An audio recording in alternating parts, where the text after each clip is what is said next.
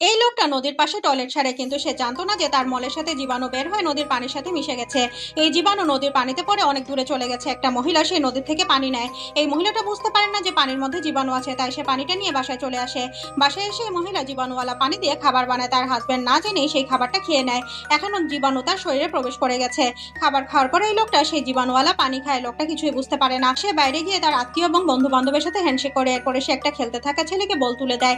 এভাবে এই জীবাণু একজন ব্যক্তি থেকে সবার মধ্যে ছড়িয়ে যায়। কিছুক্ষণ পর এই লোকটা বমি এবং পাতলা পায়খানা করতে শুরু করে। মহিলাটা অনেক টেনশনে ছিল, তাই সে তার ছেলেকে দ্রুত কোনো ডক্টর নিয়ে আসতে বলে। অপ্রত্যাশিতভাবে সম্পূর্ণ গ্রামে এই জীবাণু ছড়িয়ে যায় আর সবাই পাতলা পায়খানা এবং বমি করছিল। তখন ডক্টর এসে বলে যে আমি এক নজরেই বলে দিতে পারি এই লোকটার কি অসুখ হয়েছে। ডক্টর দেরি না করে ছেলেটাকে একটা লোহার পাত্র নিয়ে আসতে বলে। এরপরে ডক্টর বলে যে পানি ছেঁকে নিয়ে ফুটাতে হবে আর 1 মিনিট পরে সব জীবাণু মরে যাবে।